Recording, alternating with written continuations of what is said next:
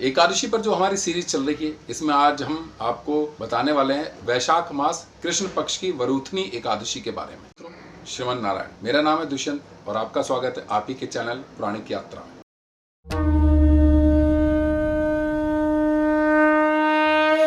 ये जो मैं आपको कहानी बताने जा रहा हूँ वैशाख मास वरूथनी एकादशी की, ये मैं आपको बता रहा हूँ पद्म पुराण उत्तरखंड अध्याय 50। कहानी वहीं से शुरू होती है। 5वां अश्वमेध यज्ञ चल रहा है। महाराज युधिष्ठिर भगवान श्री कृष्ण से अपनी जिज्ञासाएं शांत कर रहे हैं विभिन्न एकादशियों के बारे में।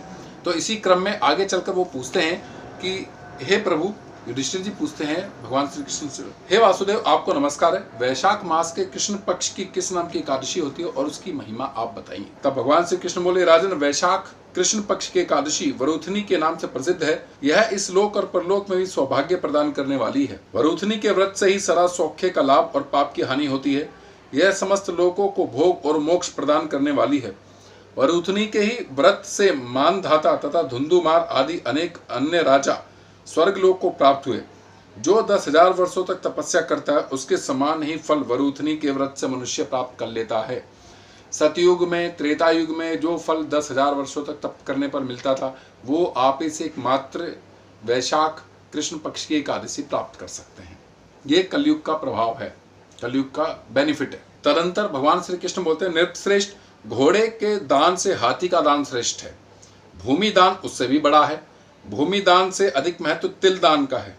तिल दान से बढ़कर स्वर्ण दान और स्वर्ण दान से बढ़कर अन्न दान है, क्योंकि देवता, पितर तथा मनुष्य को अन्न से ही तृप्ति होती है। विद्वान पुरुषों ने कन्यादान को भी अन्न दान के समान महत्व दिया है। कन्यादान के तुल्य ही धेनु का दान है। धेनु माने गौ का दान, गाय का दान। यह सब साक्षात भगवान का कथन है। ऊपर बताए हुए सब दानों से बड़ा विद्या दान है। मनुष्य वरूथनी एकादशी का व्रत करके विद्या दान का भी फल प्राप्त कर लेता है। वरूथनी एकादशी का इतना महत्व है। जो लोग पाप से मोहित होकर कन्या के धन से जीविका चलाते हैं, वे पुण्य का क्षय होने पर यातनामय नरक में जाते हैं।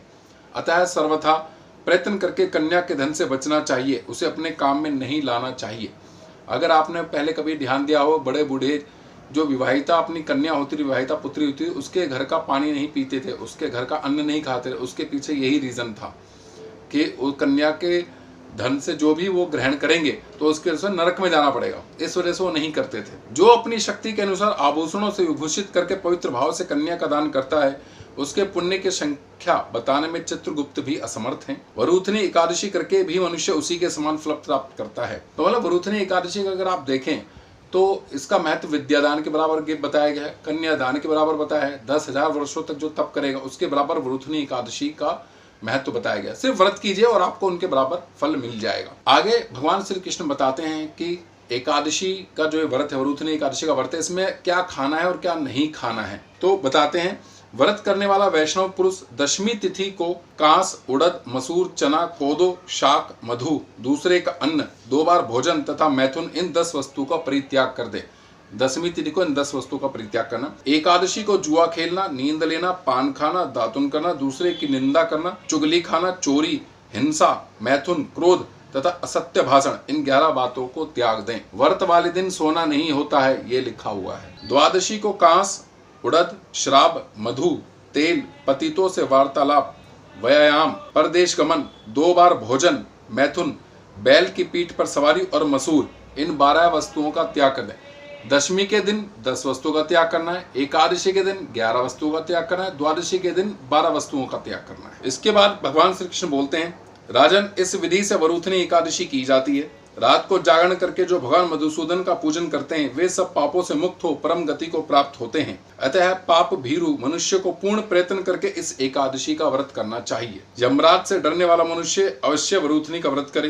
राजन, इसके पढ़ने और सुनने से सहस्त्र गोदान का फल मिलता है और मनुष्य सब पापों से मुक्त होकर विष्णु लोक में प्रतिष्ठित होता है। ये जो वीडियो आप सुन रहे हैं, ये जो वीडियो आप देख रहे हैं, इससे भी आपको सहस्त्र गोदान का फल मिलेगा। ऐसा नहीं है कि आपका इस समय व्यर्थ जा रहा है।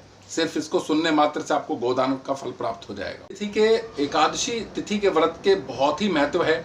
आप इसी प्रकार भगवान विष्णु का पूजन करते रहिए, अपने परिवार पर प्रेम बनाए रखें, भगवान विष्णु का ध्यान करते रहिए और बाकी हुई है वही जो राम रचि राखा। धन्यवाद।